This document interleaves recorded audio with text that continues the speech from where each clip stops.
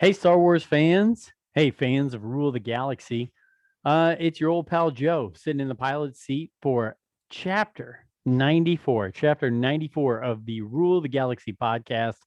I gave the crew a week off last week, and believe it or not, I think some of them are taking extra time and taking a second week off, which is fine because I push them to do this show once a week, and we all lead busy lives. But I have one stalwart, one person who's going to stick with us here on episode 94, and that's my cousin Alfie. Alfie, how are you, sir? Doing pretty good. Uh, Enjoyed my week off. Ready to come back and talk some Star Wars tonight. Good. A couple things. One, if you do hear in the background, Alfie does have his sweet little 2-year-old Azalea there with him. So occasionally she chimes in, which is fine because she probably knows as much as we do about Star Wars. So that makes it fun. I do know that I'm pushing Alfie for he and his son Enzo to start their own weekly or monthly portion of Rule the Galaxy of just the father and son, which is what Joey and I started it as. Just a quick fun show every now and then with them talking Star Wars. I do want to thank everybody who put up with our reunion show last week. Joey and I were being a little silly, sitting in a hotel room. We were in Pittsburgh. Alfie has heard, he knows all the stuff, and we're big Pittsburgh Steelers fans. Joey was out there filming things with players, interviewing players. We were having a good time at training camp. So it was absolutely awesome for a guy who's been a Steelers fan as long as I've been a Star Wars fan to be sitting there at Heinz Field and have the players actually FaceTime us saying, "Hey, I'm here with Joey. Nice to meet you," was beyond words. So craziness there. Before we and Alfie really start talking, as always, you can follow us at Rule the Galaxy SW on Twitter. Email us at rulethegalaxy sw@gmail.com. Check us out on YouTube and Facebook. I need to put up a couple videos on YouTube from the last few shows at Rule the Galaxy. But yeah, we're at chapter 94. We got a few topics to talk about. We're going to talk some Bad Batch. We have a prize winner to announce, some other little things. But Alfie, do you want to hold off on your big breaking news, or you want to do it when everybody's back next week? I'll just go ahead and do it. Okay. I can't keep it a secret much longer, but Saturday it came. Oh my gosh. 8 months. But it's finally here, and it is awesome. For those of you watching on YouTube, you'll love it. It's the Mandalorian helmet in the Beskar. For those of you not, it is absolutely gorgeous. Alfie, you need to take a screenshot picture of that and post it up on our Twitter account. That is huge news. Everybody who listens to the show knows that between Brent Dykeman, Nick, and Ryan, they all give you grief for how long you've been waiting for that helmet. Yes, but it finally came. I am writing that down right now as big news. Mando helmet is here. Now we just got to wait on the Fett helmet. Which is January. You got it. So DDoc 42, let me know if your ring doorbell came through and you got your Mando helmet as well. I'd like to see a picture of that. See if you and Alfie match up. Alfie, I have not pulled the trigger. I do have one helmet. It is a toy helmet, though, of Captain Rex. I've got a Captain Rex kind of toyish version helmet. It's fun, but I haven't gone all the way out for the real Black Series helmet yet. But I want one. I definitely want one. Really, you can find them on clearance if you keep an eye out for them. The first two I got at Marshall's for, I think, $15 a piece. The Poe Dameron and the Luke Skywalker. Man, I tell you what, I need to just have you set up. Well, we're already on Venmo, so I need to just have you set up completely on Venmo everywhere you go because you keep finding great things. Yeah. So, speaking of that, me, you, and our good listener Tom Line have been on a mission and a hunt for me for the new 6-inch Rex that were the Walmart exclusives. I keep seeing all over Twitter that those are out and about with him with the cape on and everything like that from Bad Batch. So I know the three of us are searching Indy. If any listener does find one, feel free to reach out to us via email or Twitter, and I'm sure there's ways we can set up Venmo and get those taken care of. Yes, or the retro Boba Fett, because that's what I'm looking for. Yes. There's not one in Indiana. Or they're all in one person's basement. Yeah. And they're going to be charging $99 or more for that on eBay. So, I admit, I'll be the first one to admit, I occasionally buy and sell some toys. I think most people know if I find something really rare that I don't want, yeah, I sell it at what it's going for in the market. I mean, I'm not trying to gouge people, but if I find something that's really nice and that people want, I usually post it somewhere. But for the toys, Alfie, I think you'll agree. For the toys that I order for us, I usually just have them for the crew, and I just say, "Hey, here's how much I paid for it. Just meet me in my house and Venmo me, and here's your toy." So, Yeah. I do have a hard time with the brand new stuff that's coming out where people are selling them for 60, 70, $80 or more. I don't mind if you make $5, $10. I don't mind if you make $20, but it's when you're going that high of a price that kind of freaks me out. So, um, but hey, Brent's checking in with me and making sure he can't be on tonight. But I'm just letting him know that we're running. He just want to make sure everything was cool. Speaking of Brent, as you know, Alfie, he has invited us all to a Star Wars Legions night this Saturday evening at dinner time at his house. So I think husbands and wives are welcome. The wives can have beverages and snacks while the husbands play a game of Star Wars Legion. So I think all of our crew is invited, but I'll probably invite some other Star Wars listeners in Central Indiana to that. So it should be a good time. But Mass is not feeling well tonight. Nick had a late football practice. Nick is a football coach, and then Brent can't make it, but he's going to be having us this Saturday for Star Wars Legion. Are you even a chance to go to that? I know you work so much. Or is that even a possibility for you or Robin to I'm go? pretty sure we're going to go. Awesome. It's all going to depend on if we can get out of the house or not. Kidless. You need to get my 19-year-old Emily and get her roped up into being your babysitter. So she does a good job, and the way your daughter is, she'd probably love that completely. Couple housekeeping items right here that I want to get to before we start about talking about serious conversation. One, again, I'm so thankful you've got your Mando helmet. Two, last week I put in on Twitter a contest for one of the new Jackson 6-inch Black Series characters. I know you have purchased one, Alfie. Yes. I if I could open this one, I have purchased one as well for myself, but I have some extras because you have to buy a certain amount, and I can't open the box because the Velcro is so tight on this one. Anyway, we had a winner. We asked people to follow us, retweet us, and subscribe to us, and show us that you subscribe to us on our podcast of Rule the Galaxy. And the winner is Dave Jones, the Dave M. Jones on Twitter. You are the winner of the Jackson 6-inch Black Series. I will DM you and get your address so we can get that sent your way. But we really appreciate you're always a big supporter of the show. So thank you for registering for that, and we will get you that Jackson on its way. So Alfie, what have you thought of the Jackson that you have so far? The box is incredible. The figure is incredible. It's so amazingly ridiculous, but you and I, we both grew up with the Marvel comics, and Yep. Jackson was a part of it. Him and the rest of Han Solo's crew. What were they? The Cloud Riders?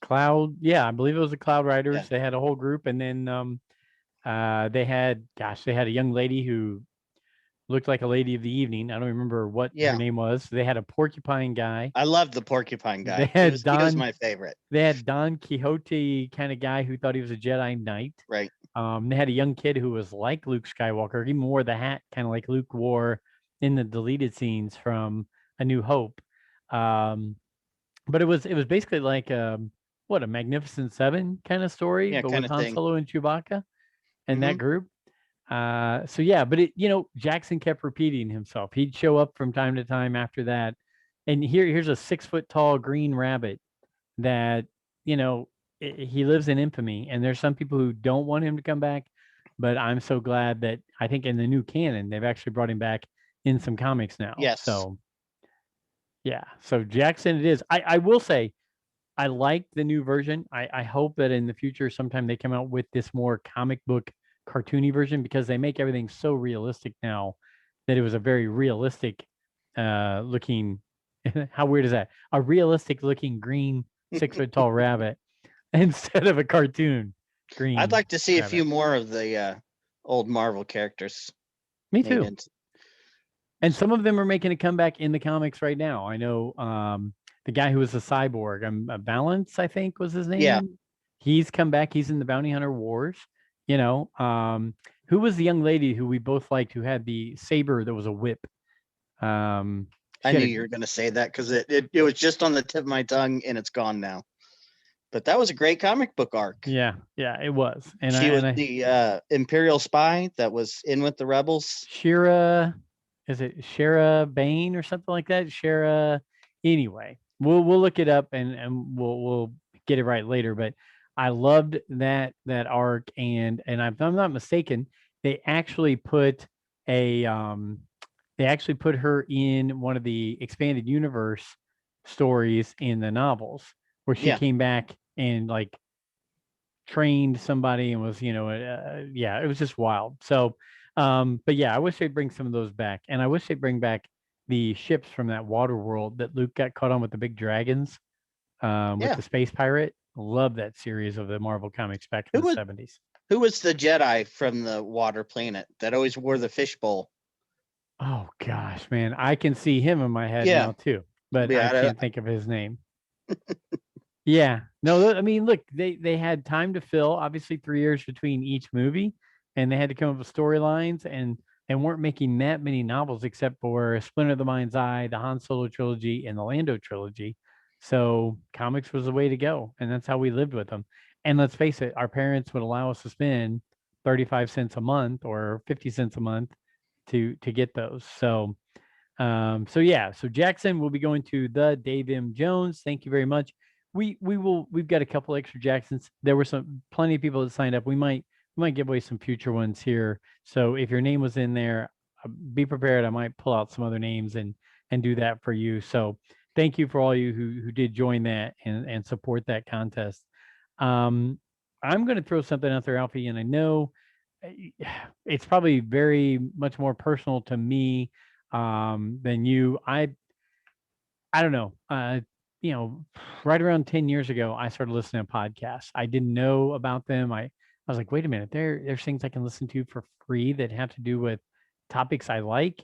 And I found a few that I listened to, and I've listened to them religiously. Honestly, I still listen to them today. Rebel Force Radio was the first and foremost. Another one that really stands out to me is the Star Wars Report.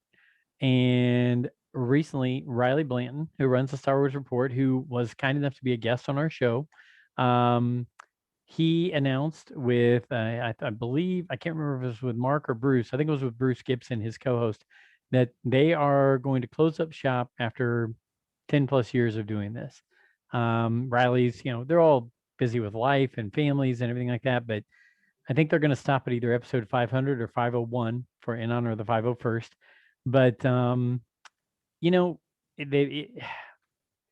hope for some of you that listen to our show, you consider us kind of your Star Wars community and your Star Wars friends, whether you're driving to work or cutting your grass or whatever it is you're doing, exercising when you're listening to us. But honestly, the connection that I made to this show with the Star Wars Report, Riley Blanton, his sister Bethany, Mark Hurleman, Bruce Gibson, they were the main four, I really believe, that were on it. And but I loved it. I clicked with them. And to think that Riley and Bethany are pretty much the same age as my son Joey, it's really weird that I liked it that much. But I really enjoyed what they had to talk about. They made it fun. They were some of the ones, them and Rebel Force Radio introduced me to Adam Bray, Scott Rifen, Steve Glosson. I learned about those people through those shows.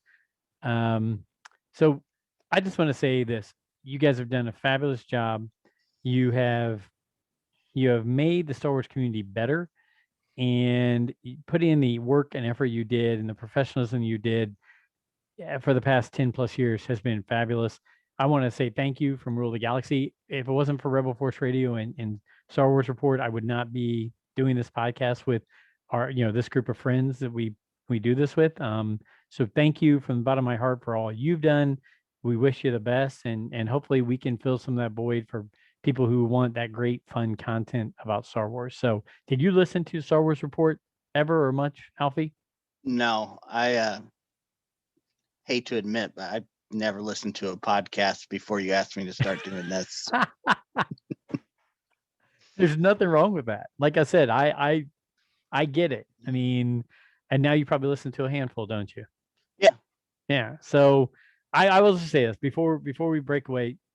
This is a great group of people, and they were great in the Star Wars community. They did great interviews. They did great fun shows, and hats off to the Star Wars Report. And thanks for 10 great years. And we wish you nothing but the best. So that's what I've got on my end.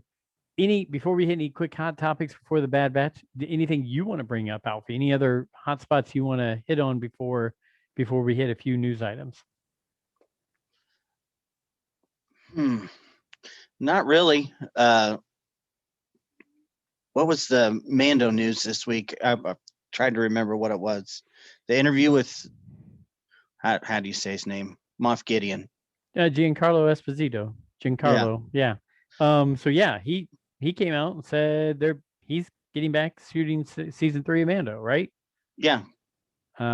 Which I don't know. Were there people wondering if he'd be back in season 3? I mean, he ended the season 2 kind of like captured, Cara Dune and Bo-Katan and others had him in their grips. I mean, he had just lost the Darksaber to Din Djarin. I mean, did we think he was coming back? I'm glad he's coming back. He's a good character, but yeah, he's a great character. What I didn't think he was going to come back. Me either.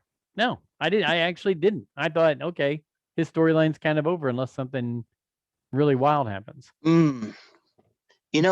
Just thinking about that, if you could really work some really great interrogation scenes with him that could really lead into, which I don't, if it's still on the back burner, if it's even being made, this Rangers of the New Republic series. Yes. I mean, I think you could do some things leading to Rangers of New Republic. I think you could do some things leading into dang it, it just blanked right there on top of my head. Oh, the First Order. I mean, we've talked about it. He and his group are out there, in the Outer Rim where the Rangers of the New Republic are supposed to be looking, but people are kind of putting them on the back burner thinking nothing was going on out there. We could maybe start digging into a little bit more of that. Don't forget too, they still have the scientist, the cloner. They do. Yes. So, man, you could really start leaving some breadcrumbs towards the Rise of Skywalker, where we think this whole story is going. We saw plenty of pickle jars. Oh. So we could definitely get into that. Who's going to be interviewing them? The Trapper Wolf and the other guy, the X-Wing guy, or what? I wouldn't put any money on Cara Dune. Yeah, I don't see that happening. Yeah, I don't see that. No. We've let the Cara Dune topic kind of just lay low for a while. So, yeah, but I mean, look, he's a good actor. He plays a good villain. Is there any chance he turns? I don't think so. He seemed pretty committed to what he was doing. So I'm wondering where it's going. I would like to see, like you said, some breadcrumbs leading to either Rangers of the New Republic or the beginning of the sequel trilogy and some things behind the scenes there. Yeah. So, okay. So Giancarlo Esposito coming back season 3 of Mando. I think one thing that we all are excited about, I know we're in August now, August 25th, Disney Plus, Mando season 2 finale, the gallery special just on that finale of the season. We all wondered when it came out after Mandalorian season 2 why they didn't talk about that, and they didn't, to give it time to breathe, to really get into it and dig into it. And now that it's been a while, they're able to go into it and talk about Mark Hamill and the other people playing the Luke Skywalker role, and who knew, who didn't know, what actors were surprised when he was on set, what actors knew what was going on. I'm looking forward to this episode completely. Oh yeah. I can't wait to see the behind the scenes footage on this. And like you said, who knew, it goes back to that, the Empire scene with Vader and Luke, and only 4 people knowing what he really was going to say. So it'll be interesting to see who was in on that and how did they keep it under wraps. We were all shocked. I mean, look, we all thought, is there a possibility? Yeah, but how would they do it? And I think it was Steve Glosson. I was listening to one of his most recent. He just had a Geek Out Loud that was really great. Which, by the way, again, thank you to Steve. And listening to his most recent Geek Out Loud, he gave a shout out to us, and he said, for our group, just a fun Star Wars podcast. And Steve, that means the world to us because I really respect what you do. But I think on his most recent episode, he said the words that were heard around the world basically were, "It's Luke." When the black cloak started walking, when you see the black glove, when you see the green lightsaber snap hiss, people just sat there and the only words they could say was, "It's Luke." And let's face it, for an entire generation of fans, that meant something to have him be the one that came and met up with Grogu. Yeah, it meant a lot. And, we talked about it during the season that it seemed like it could be a possibility. But the real question was not could you do it, but, do you have the cojones to do it, to even try it? Yeah. Because you mess it up and, I mean, it's over. Yeah. It still reminds me of Empire Strikes Back, where George Lucas and Mark Hamill both said, man, this Yoda doll, if this doesn't work, this franchise is done. This is wipe it off the face of humanity, right? And it worked. And something like Luke coming back and the de-aging process, look, was it 100%? No. But was it so close that you felt like, wow, they went for it and they pulled it off? Yeah, they did. And they did it the right way with not showing his face until the very end. That was just a fabulous scene. And just the situation that they were in where it was completely unwinnable, complete dire situation. And this guy just shows up. And the only person it could have been was Luke Skywalker. Yeah, I think it was Cara Dune who was like, one X-Wing? Great. Well, what a rescue. Saved. Yeah, we're saved. Yeah. I mean, that's the way everybody felt. But let's face it, we get to the sequel trilogy, and Luke Skywalker, to a lot of people, is a myth. So we've talked about that before. Here he is showing up 5 years after Return of the Jedi, and how many people across the galaxy are thinking, well, you know what? The Emperor blew up and the Death Star that blew up, or whatever, not knowing what actually happened in that one room with Vader, Luke, and the Emperor, and not even knowing if that person's real or not, if it's just a made up story. So, that's one thing I would like to see.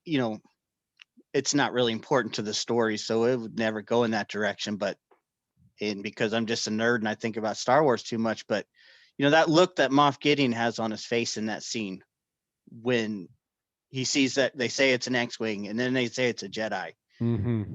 And yeah, just like even in the sequel trilogy, he's a myth, but you would think at that time to an Imperial, he's a myth.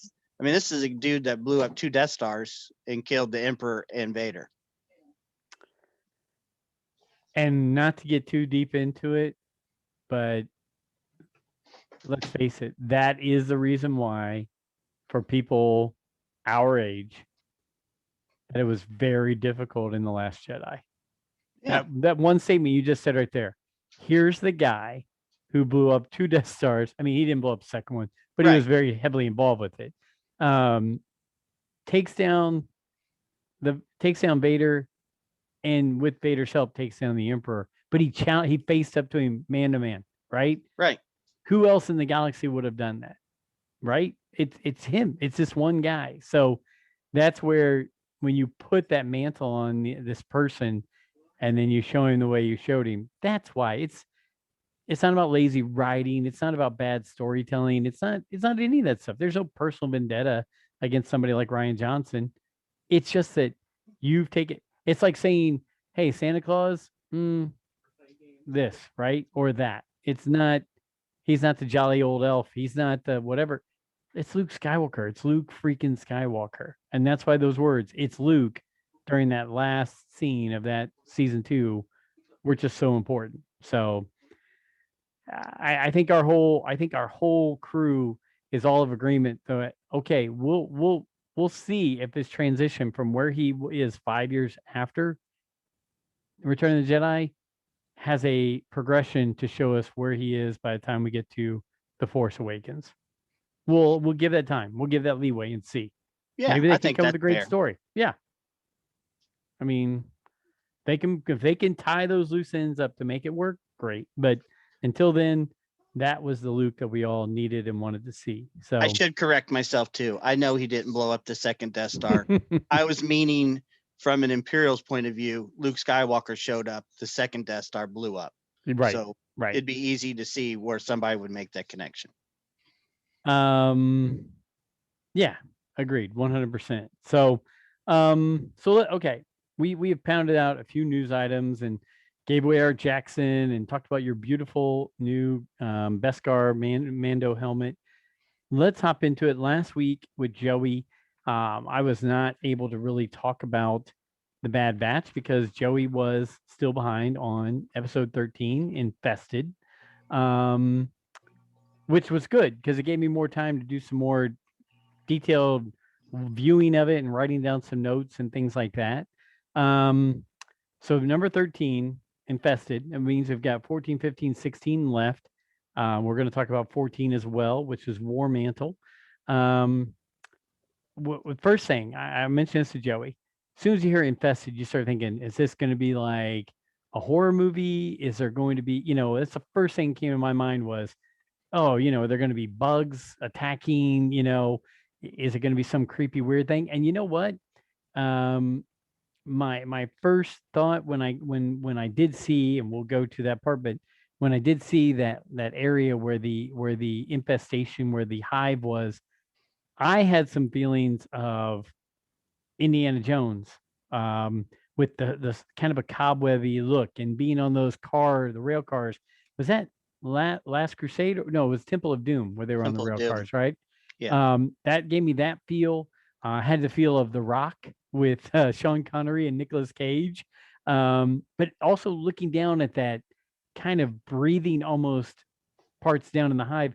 It reminded me of Stranger Things. It almost made me because there was things floating in the air.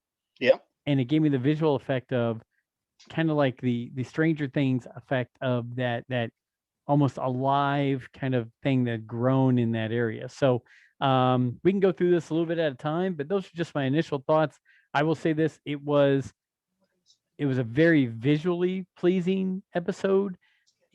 Unless there's some hidden storylines that I didn't see, I didn't feel like it pushed the story along much. But I'll let you throw some things out there and give me some things of your thoughts on Infested. To me, it was a real, I would say, in the overall story, it was a real downer of an episode. I hate to use the word filler, but it just didn't seem to fit with where we were going from the last episode with Crosshairs and the Imperials and hunting them down. Maybe it was, the chance to take a breath before we really get started, but I kind of feel like we've already done this story a lot this season. Yeah, I mean the Deveronian, Roland Durand, I think. Yeah, Roland Durand. We've seen the most time Deveronians are either in cantinas or they're smugglers or they're in some kind of bounty kind of thing or whatever. Is there a chance that because, as usual, Omega finds the best in everyone? I mean, that's just one of her things. Is there a chance that he comes around here in these last few episodes because she looked at him and saw pity and and said, hey, there even Ruby likes him, so maybe there's some good in him somewhere, because I don't think a lot of people were that great to him. He just had a lot of power, so a lot of people gave in to him, but she actually looked out for him and thought better of him. Any thoughts on Roland and that? Yeah, I mean that seems to be a pretty common theme. Like every episode, Hunter doesn't want to do whatever they're supposed to do, and Omega, sees the good, the reason why they should do it, and then they do it. And yeah, I kind of got the feeling of this felt like one of those Clone Wars episodes that seemed to be a throwaway, but man, like 5 seasons from now, this guy's gonna come back and be really important. You kind of get the feeling, at least to me, that with the Pikes and his group and Sid, are we, setting up some more underworld stuff to bring in, the king of the underworld or whatever, however you want to describe him. Maul? Yeah.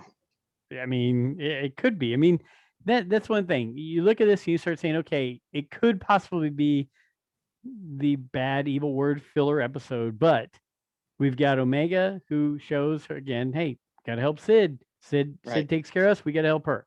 And then we gotta look out for the Deveroni. And even though he's a bad guy, you know what? Ruby likes him, so there must be something good. So you've got that. They were very key, or they were very, what am I looking for? It was important to say his mother's name twice. They mentioned his mother. And I started thinking, she probably plays a big role. And now that Omega and the Bad Batch really kind of said, hey, you go on your way, we'll try to stand up for you and things like that. Is that going to come back? So those things, I did love seeing the Pikes. I like the Pikes. I think between the Solo movie, between the end of Clone Wars, the Pikes are a very cool group. I think George actually had some things to do with creating the Pikes, so it's always good to see that throwback to some of the things George was involved with. So yeah, I mean, it's we're dealing with spice. We're dealing with gangsters. You're right. This could all come back to play a role in either some major thing where we're going to go into a underworld kind of storyline or animation in the future. I don't know. I did like Duran's guards. I would love to see action figures of those guards. I thought those were good looking guards that he had. Yeah. So yeah, I don't know. I mean, were there other things that stood out to you in this episode? I thought the infestation would be scarier. Does that make sense? Yeah. Like it just looked like they flew by everything. Right. They weren't biting them. They weren't poisoning them. Wasn't setting off some bad thing throughout the planet because they got them up and going. It was good to see Tech do something by creating the light bomb. Good to see Tech have a purpose in the episode. So I don't know. I mean, I'm trying to think of other things that stood out. You hit on some things, and let me look and see if there's anything else that caught my eye in this. I just hate to be a downer on this episode, but it just hit me wrong from the start. It's like I talked about the last show. I think there's been enough episodes like this season. We're ready for it to take off into the finale. And that made it really hard for me to get invested into this episode. Not necessarily the episode's fault, more my own. We talked about it a few episodes ago. We set ourselves up with bad expectations. And when we do that, things are like, oh, that's not exactly what I wanted to see. Again, visually, I thought it was really well done. I really liked how everything looked, and I thought they did a great job. When you can make an animation to where little specks of dust and whatever else are floating through the air around the people in the dark, that's some great animation right there. Yeah, it was good animation. But yeah, I mean, I will compare it. This is going to sound terrible. I've already brought this up once. I will compare this episode to The Last Jedi. I mean, maybe I'm wrong, but it didn't really hit for me. Beautifully done. I thought it was a great looking episode, but it wasn't where I was like the story caught me or anything like that. It was just more of a visually stunning episode that you get to see some of the same things, and it didn't really push it along for me. So again, did not hate it. Just was like, I'm ready for let's go into this action, which Right. I think we'll talk about here on War Mantle here in a second. But I was just ready yeah, for this series to like find its track, where it's going. right. You know, if you think back to the beginning of the series, the hunt for Omega, did that just end? Did Cad Bane just give up because he got beat one time? This is true. What happened to that storyline?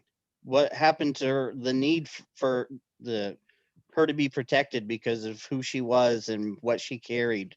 That's just Well, been what you're saying hits home really well, because in an episode where you're like, okay, we're not doing anything to where it's moving different things along.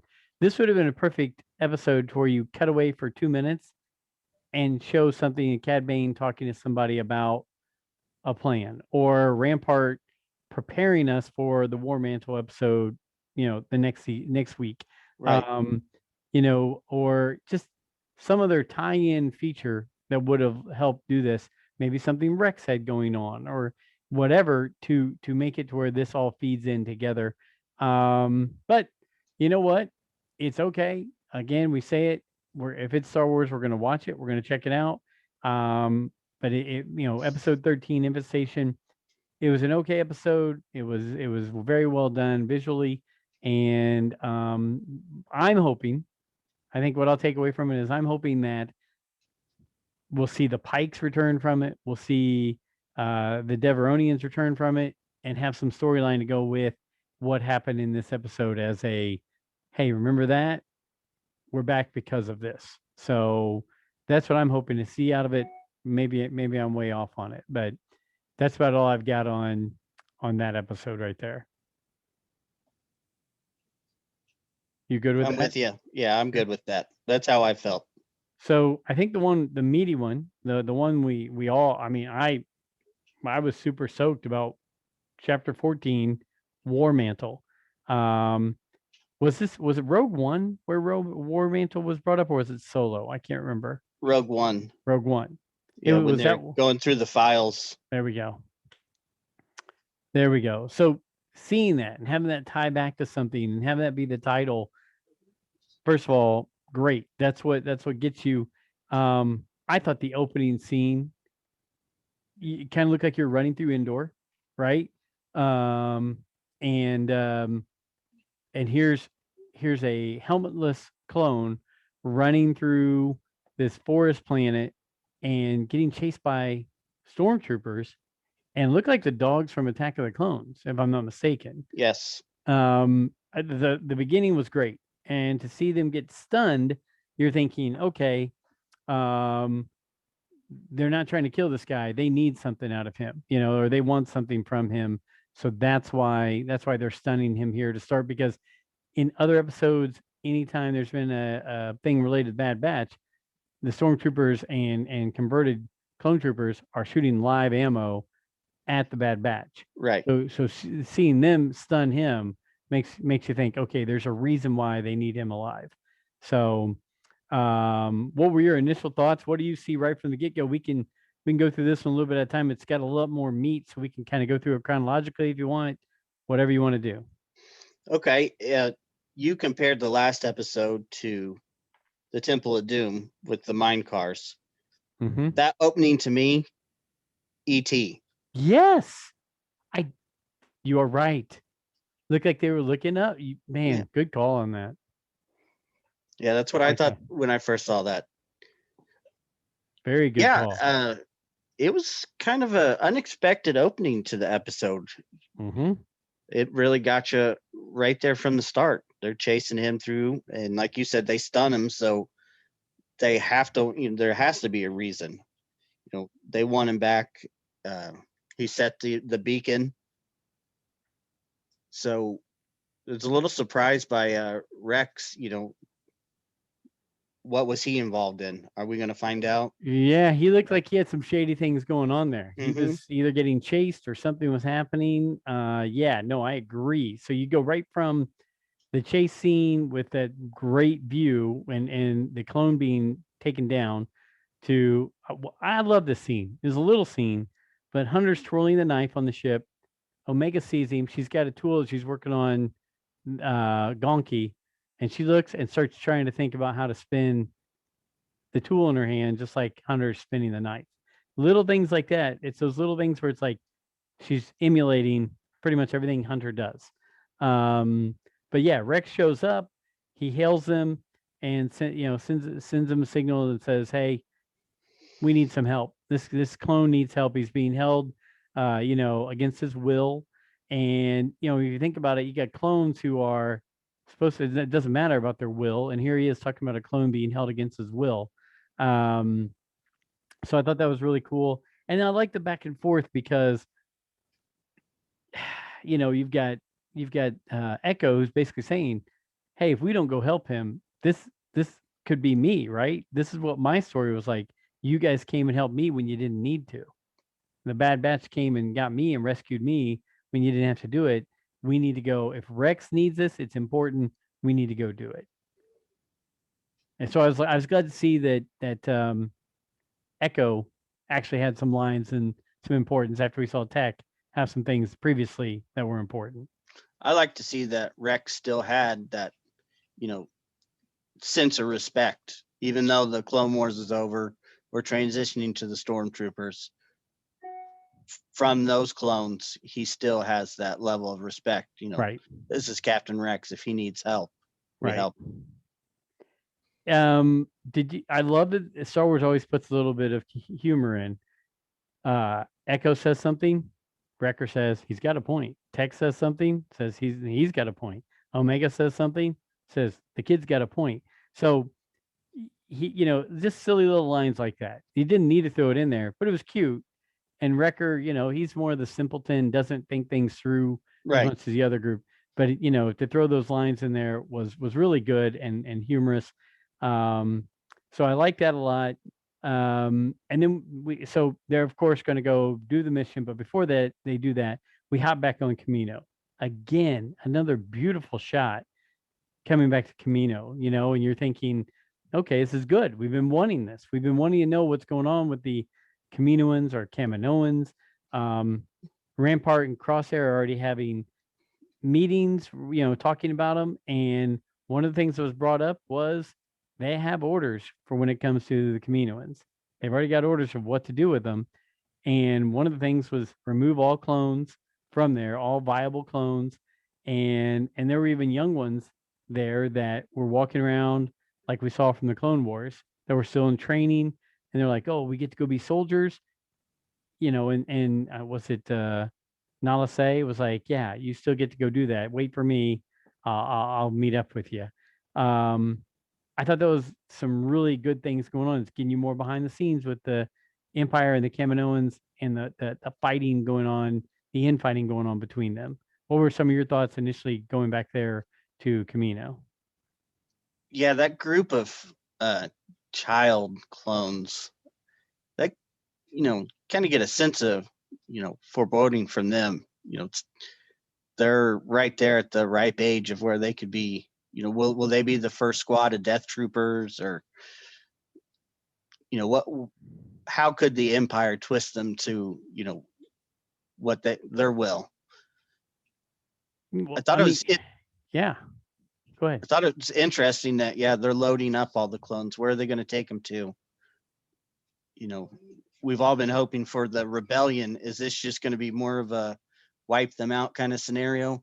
Well, you know what it felt like to me, and again, not trying to take this too much, of depth of thinking here, but it almost reminded me of the Nazis, roping up and taking away the Jewish people in World War II. They're just like, hey, come on, everybody. We're going to put you on these cargo ships. We're taking you somewhere else.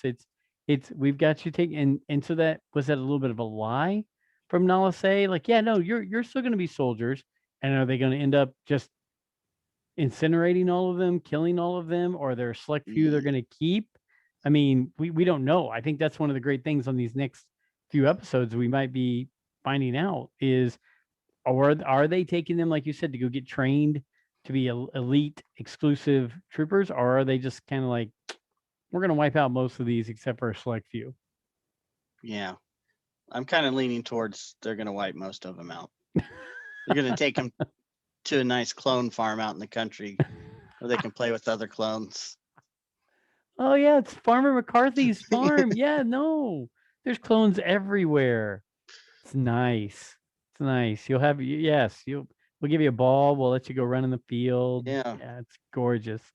And you knew it wasn't going to end out well for the Kaminoans when they started making their little plans. They were almost baited into doing that, and they did it. So, yeah, and actually, the Kaminoan said the Empire has canceled all their contracts with us, and they were told. Lamassu said, "Hey, Nala, say you go start getting the what she looked for, the scientists, get them packed up, have them ready to go. I'm going to take care of some other things." So yeah, that was pretty wild. So yeah, I mean, kind of crazy. Looking through my notes here, I thought it was really good. We started to see Hunter actually become Hunter. Yeah. Right? He gets there after Omega finds the signal. Hunter starts doing his tracking. He starts looking around. Oh, he went this way. Something happened here. He could tell these things, and then just the sense in him, that extra sense that he has when he turns and says, "There's something inside that mountain." I mean, that's the sense we've been looking for. Those are the things we've been looking for out of Hunter for the whole time. We've been, like I said last time, in this series, up until this episode, and maybe a few other, small instances, there hasn't been much distinction between them and regular clones. They're supposed to be the Bad Batch, and they've never been in a situation where they've used those abilities. Nope. I mean, it's crazy to think about it, but you're right. It would be great to have more of those scenes, and I'm guessing in these next two episodes leading up to the finale, we're going to see that. They send Wrecker and Omega back to the ship, and the other three, Tech, Echo, and Hunter, go into the mountain. They climb the mountain, go down inside of it. How many Death Star vibes did you get? Oh yeah, from once they got inside there. Big Death Star original trilogy vibes. The way the base looked, I'd like somebody to explain to me one time what's the purpose of all the walls with the little slots in them. That's no idea. An Imperial call sign right there. Everything has that wall. What is it for? That and 1,000-foot holes right in the middle of your complex. Where does this hole go? Yes, I know. Is this the waste disposal, or we just all fall in here? And there's never a rail. We always need. There's rails. No rails. No tie-off points. No signs. Nothing. So I knew this probably stood out to you. The Rebel Commandos. There were commandos leading the groups of stormtroopers, which were basically clones that were now leading the stormtroopers. I never did the book or the game that was related to this, but the blue visor, the blue shield, I'm reading and seeing that was Scorch. That was a character named Scorch who was in a game. The Republic Commando game, yeah. Okay. He was the one that had the yellow highlights on his armor. There we go. Yes. Yellow highlights. But so now as we're going in and we're going to try to rescue that clone, which we still haven't rescued yet, we see that these Republic Commandos are leading groups of new stormtroopers who are there. And man, the music, when they were pulling out John Williams music from A New Hope, that was just freaking great. Yeah, we were listening to it as these stormtroopers were going by, and then occasionally they would do that, like they were talking, like the stormtroopers. man, it made me feel like boom, right into A New Hope, right there when I was watching that. So let's look at it. They go and rescue the clone, and it's Gregor. And right away, the voice is kind of crackling, the giggles. Um, I thought that was great. We've been looking for Wolf and Gregor to see Yep. how this transitions to Rebels later on down the line. And I thought he said some great things, saying that he called the one guy newbie, right, when he was trapped in Yeah. a cell. When they meet up with him, excuse me, he talks about how he's like, oh, you're the defective clones, and then he giggles and said, actually, the ones that are here being troopers now, they're the ones I actually think are defective. Um, I thought that was great, and I thought a key line that he said was, they said, so you're training these guys, but we see they're still not as good as the clone troopers when it comes to shooting and things like that. And he said, well, we didn't want to teach them everything. We didn't want to be stupid and teach them everything, right? Right. So when all these people joke and talk about how it transferred from clones to stormtroopers and their shooting was bad and different things like that, the guys who could teach them and make them excellent sharpshooters, all that stuff, were basically saying, I'm not going to give them all my tricks. They're not going to see everything. Well, yeah, because Gregor even alluded to, I should say, that he saw where this was going, that they were all going to be replaced. So yeah, you don't want to hand the guy the knife to stab you in the back with. Right. So he was like, you know what? I've been blown up once. I survived. I escaped from here once. I know how to get out. And they're like, yeah, you got out, but you got recaptured, but he was like, look, I saw what was going on, and I knew this wasn't right. I knew this wasn't going in the right direction. This isn't the Republic that we used to serve. The Empire is totally different than what we did there. So it was just really good to see Gregor back again. Another person I hope they make a character of. The Ralph McQuarrie troopers would make great characters. The Yeah. Scorch character would make a great character.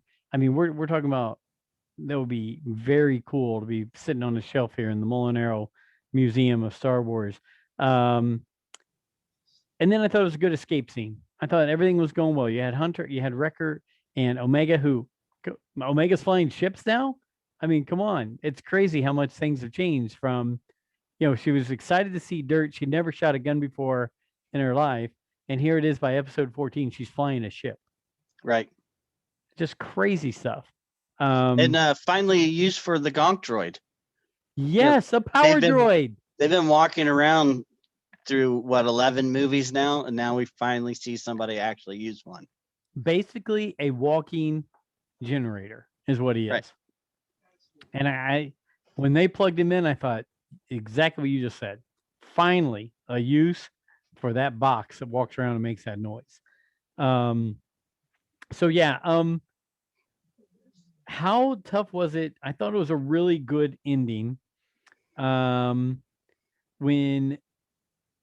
Hunter doesn't make the jump and Hunter uses his knife to slow himself down, he falls all that way down there.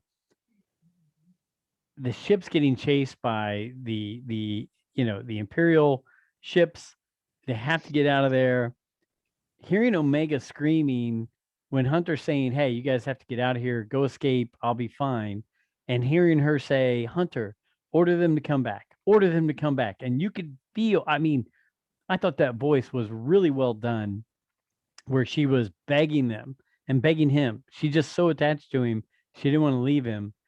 And he's sitting there, hey, kid, it's not going to happen, basically. Right. Get out of here. And here he is facing all these people coming to bring him in.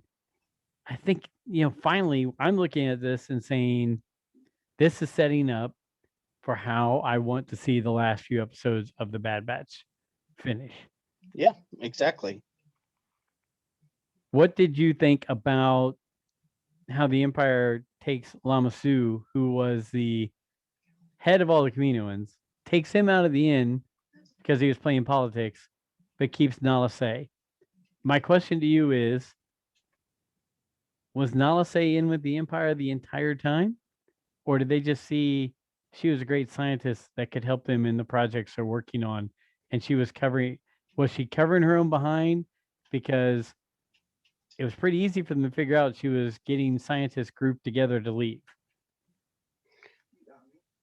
I don't think she was working for the Empire. I think, if anything, they're going to use the younger clones as leverage to get her to work for the Empire. And yeah, that's kind of the Imperial way. She's too valuable of a target, and she's a scientist, just like the way Krennic saw Galen Erso. You're just a scientist. I don't have to worry about you, but I need you to do this work. Right. And what's the worst that you could do to me? Well, we saw what the worst Galen Erso could do, But in their mind, there is no need for a politician, but we can always find a use for a scientist. Again, I think it was another brutal way to show the difference between the Republic and the Empire. We don't need you, so guess what? You're dead. You're dead. We that's it. End of story. I mean, who we find useful, we'll keep. Who we don't find useful, see you later. You're out the door. Right. And we'll find a way to get you to do what we want. Yeah. And I think I like that point. If they don't kill off those young clones, she was attached to Omega. She's attached to the younger clones. And, that's probably a good way to twist her arm and say, hey, you can work exclusively with them, right? And help them become some great function we want them to do. But if you don't, we're taking all them out, right? I mean, so that's she had a connection, so it makes sense completely on that. And then after that, we move on to seeing Hunter trapped in a cell, and and we finally get to see it. Crosshair shows up, and they start talking right there. And Crosshair basically says, "I wanted the whole group, but I can live with just you." I mean, any ideas on where this is leading? Any thoughts on? Are they going to torture him? Are they going to try to turn him? Are they going to say, hey, what you're doing is wrong. Here's why. Let us explain it to you, and brainwash him? Or what are some of your thoughts on where that's going? Or is he now see Crosshair as complete enemy, persona non gratas anymore? Two things. One, the head injuries played a big part in the beginning of the season with Wrecker. So Crosshair's getting blasted in the face like he did. Did that have any effect on his chip? We don't know. Just a thought. And two, I think it was Thrawn in the Rebels series who said it best, that the Rebels' weakness was that they could never leave someone behind. That they always come back. So I think, for Crosshairs, Hunter's going to be the perfect bait. Okay. Is it too much to think or hope that we're going to see in the next episode the Empire truly take out, blow up, and get rid of Tapoca City on Camino, just blow it off the planet right there, so where people don't have those labs anymore, and the only labs that are going to be available are what the Empire provides? Is that a possibility? Is Rex and maybe some friends going to come back to try to save Hunter? Or is it going to be just the Bad Batch, what's left of the Bad Batch now, Tech, Echo, and Wrecker, and Omega, that are going to try to make this attempt? I almost feel, since they went out of their way, and Gregor, they went out of their way to get Gregor, I got to feel like they're going to go to Rex and say, hey, Rex, we need you, man. They got Hunter. I feel that way. We're going to have to build a super team here to get Hunter back. And I 100% feel that Camino's gone. It's getting turned to glass. Do you think, I mean, there's been some more adult style shooting and killing in this show. We've seen people without helmets getting shot. We've seen point blank people getting shot. Do you think they have the guts to say we're going to show some Star Destroyers being above that and just laying into it and blowing it up, or do you think it's just going to be mentioned and then it was taken out? I think they'll probably show it. And I wouldn't be surprised if we see some familiar faces giving the orders to fire. Mr. Tarkin? Yeah, I would think so. Okay. Well, we haven't seen it since the very beginning. Well, but you have to remember, too, that's kind of Filoni style. He likes to show people in the first 2 episodes and then bring them back for the last episode. Is there any chance we're now sitting there 18, 19 years ahead of A New Hope? Is there any chance that,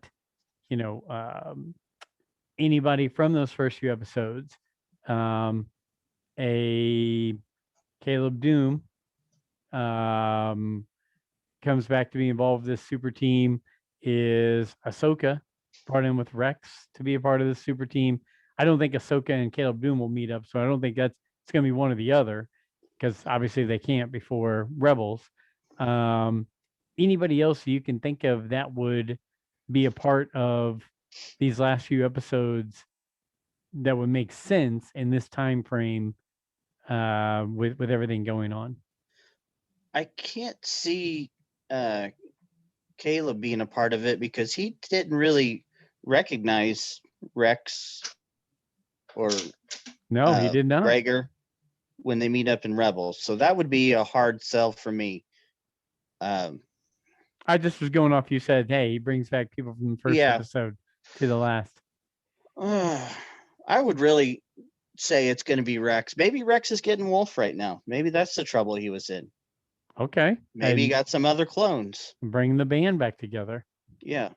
I could also, I think it would be really interesting if more of the clones were to pick up on what's getting ready to happen. As they're being herded away, will some other ones show up? You still have that group of clones on Ryloth that all got arrested. Yep. For laying down their arms. You're exactly right. I mean, that's a great way to bring a team together right there. Rex goes and it helps them escape with Wolf. They show up to help, these guys and go from there. That's an awesome callback. I mean, they're sitting there, right? And unless they've been killed off, they're in prison. I would just hate to see Camino destroyed without a clone rebellion or clone uprising. Yeah, I think that would be very cool. I think that's something we all want. I mean, every podcast that I've listened to has said that's what people would like to see. And you were calling that from one of the first episodes. You were like, I feel like the Empire is going to end up blowing this place up and taking them out, or there's going to be an uprising or a battle or whatever. You were the first person I heard mention it, and since then I've been like, man, yeah, I kind of want to see that. I guess one of the last questions I have about Bad Batch before we shut it down is, we talked about Rex, maybe Ahsoka. We've talked about Hauser, Wolf, people like that, maybe coming to help get Hunter out. Two things. Kevin Kiner, who does the music, I still would go back to when he was recording the music for these last few episodes. I know he put out a tweet about crying and saying how he can't believe that these episodes brought these emotions from him. I'm not trying to set my expectations high. I'm actually kind of nervous because there's only been a few times I really tear up in a Star Wars thing. And for that person to say that, I'm thinking, what the hell is going to happen? So that's one. And then two, we've now talked about it a number of times. Omega is the DNA of Jango Fett. Her brother is Boba Fett. We still haven't seen Boba show up, even though we've seen Fennec Shand show up. Is there a chance that Boba in the last 2 episodes is on the show and shows up to be involved with some of the last episodes of what's going on. I still think so. Okay. He seems to fit into the story. Maybe not so much. I don't know what I'm trying to say here, but it seems like he's already a part of the story, being that closely connected to Omega. So be kind of a missed opportunity not to have some type of interaction. Okay. Well, I'll say this. How do we put these parts and pieces together? Because I like some of the things you brought up. One, they didn't take the money from Cham, Syndulla, and Hera. It basically says, hey, we don't think you owe us a favor, but it would be really nice for you to do us a favor later on. Mm-hmm. Could Cham, Hera, and their group be involved with anything in these last few episodes as a payback?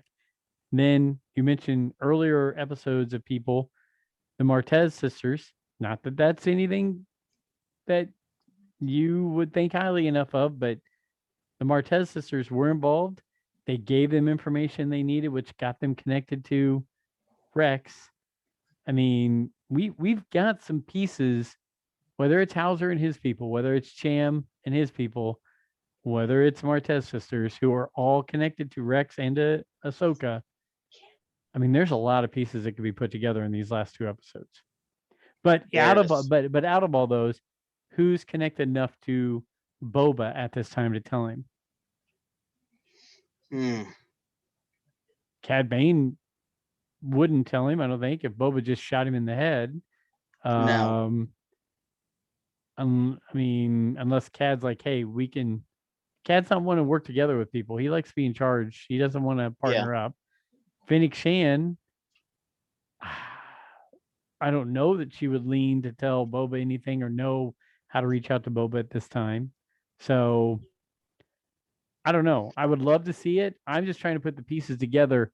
I feel very strongly about the pieces we just discussed.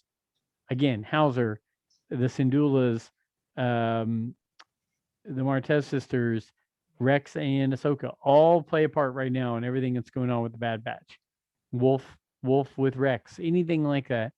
I just don't know how I can put Boba in there unless there's some storyline that I'm missing that would be able to tell him about Omega. Unless the scientist was to make one last ditch effort to contact Omega. Okay. To let her know what's happened. Basically to never come back. Okay. Sends out something saying your home has been destroyed. Do not. Yeah. Okay. All right. Yeah, I'm with you. It's too late in the season now. Maybe next season. I don't know. I don't know if there will be a second season. You ever heard anything about that? No.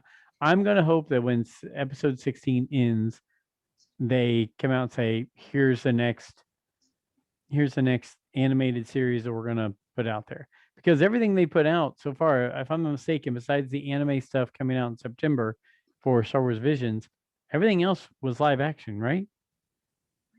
Or was the droids one was, there's a droids one that's told by R2 and C3PO that is not live action. Is that correct? I don't know about that. It's not ringing any bells for me. Okay. I thought this was the only animated one. That's what I'm saying. I'm not sure of much animated stuff going on. But there's got to be. I mean, Filoni's not going to, I know he's busy with all the live action stuff now, but his group, his team has got so much to work with to create the next live action or animated series. So, well, there's so much news about a Rebel sequel there for a while, but that all seemed to go live action. Yeah. I don't know. Haven't heard of a second season. Maybe there isn't one. So I don't know. All right, man. We've been going for a little while here. We've hit a lot of notes. I will say this: episode 14 was exactly what we've been looking for. Solid episode. I think everybody's like, "Damn, this! If I could get this every other episode throughout Bad Batch, I'm down with this." It hit all the touch points we've been wanting it to hit. Any other closing thoughts besides your beautiful helmet that you've got there? Any other things you want to hit before we close up shop for episode 94 of Rule the Galaxy? You know, listening to this and each other talk about this, I'm not down on this series. I Yeah. think I've enjoyed it. I'm invested in it. Think it's just been a little slow. I'm hoping it really picks up. And if it keeps going, you know, it finds where the series is going. Agreed. And, you know, listening to 2 weeks ago on the show, Brent saying Clone Wars for the first 3 or 4 seasons didn't hit him. Mass saying the same thing until he got to season 4 or 5 of Clone Wars. Mass saying right now that Rebels is not doing anything for him at all, and he's through 2 seasons. I think everything hits everybody a little differently, and we can't set our expectations. Look, even though we have expectations, it's just human nature. We can't make it to where it diminishes the show. Right. I try to look for the things where I'm like, okay, what stands out? What makes it to where, okay, I like this, or I can use this for a future thought or idea or show. So you're right. We're neither one hating on this show. We're both getting up every Friday and watching it. You know, we're both ramped and all gamed up, ready to go when it's coming on. So, so yeah, we're not bashing it. We just, you know, we're nerdy Star Wars fans. We want the best of the best all the time. And again, we also want the Clone War or the Bad Batch version of Rex with the poncho, and we want the new version. Which version of Boba Fett is it? Yeah, that retro vintage. Retro vintage Boba Fett. Yeah. So so yeah, you know, that's things we're looking for. But Alfie, thanks again for meeting up with me. Glad you got the helmet. We'll tell everybody, you know, what you should text everybody as soon as the show's over and let them know and send them a picture so they can see what they missed on the news. Dave Jones, we'll send you out a message so we can get that Jackson heading your way. And yeah, so we'll get going on that. And next week, oh, you know, I mentioned before we started, my uncle Matt. Me and you grew up with Uncle Matt. Matt is one of the people who was addicted to Star Wars with us growing up. He let me know that he actually works with Brent in the same school district as Brent, and he's like, hey, you know what? I'm building my Star Wars room right now. When it's done, maybe I'll come on the show. We'll talk about it and all that. Maybe have the show in his Star Wars room. That would be great because Matt is somebody you and I grew up with Star Wars, and I think it would be really great to. Matter of fact, I'm looking at a picture of me, him, and Mass from like 1991, sitting here on my desk right here. That's kind of scary. And you guys were the coolest. Here, you know what? I've got it right here. See if do you remember this? Yeah. For those of you on YouTube, you'll see a little Wayback Machine there. It was time travel. So yeah, so that'll be fun when we get Matt on here because he's good friends with Mass, and we'll talk it up and have fun. But again, thanks Alfie. Thanks everybody for listening. Chapter 94 in the books. Countdown, 6 left until number 100. I want your ideas. That's crazy. I know. I want to see what we can do for the Lollapalooza of Rule the Galaxy here. What we can put together for a big 100 celebration. It might be like a 4-hour show and just invite all the guests we've had on and have them talk for 15 minutes each and go from there. But thank you, man. Thanks to our listeners. Again, follow us at Rule the Galaxy SW on Twitter. Email us rulethegalaxysw@gmail.com. I'll get the YouTube channel caught up with our shows. So Rule the Galaxy and Facebook Rule the Galaxy. But until next week, may the Force be with you.